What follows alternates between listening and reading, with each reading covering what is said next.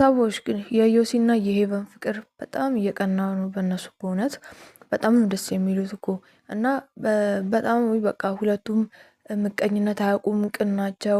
ዮሲ ግን ይሳካለት በእውነት ፈጣሪ የልቡን አይቶ ነው ይሄን ሁሉ አመት ሲለፋ ስጠራው አቤት እያለ በቃ ዝም ብሎ ሳትፈልገው በስንት ሰው አታለዋለች ማለት እሷ ስለማትፈልገው እንደ ከሌላ ሰው ጋር እንደ ፍቅረኛ አክት እያደረገ ተናዶ በሄደበት ጊዜ አለ። በቃ እሱን ጊዜ እስቲ ስታስታውሱ በጣም ነው የሚያሳዝነው። ዮሲ ጽናቱ ራሱ በጣም ደስ ይላል እና ሁለቱም ምቀኝነት ደግሞ አያውቁም፣ ቅን ናቸው። ዮሲ ግን ፈጣሪም የልቡን አይቶ ነው ሄቨን እሺ እንድትል ያደረጋት እና በጣም ደስ ይላሉ በእውነት። እኔ የትኛዎቹም አንድ ላይ ሲሆኑ አላስቀኑኝም። እነሱ ግን ይኸው ለመጀመሪያ ጊዜ እና ደስ ይላሉ። እሺ እናንተስ በእኔ ሀሳብ ትስማማላችሁ ወይስ አትስማሙ? የማትስማሙበት ሀሳብ ካለ ኮመንቱ ለእናንተው ነው።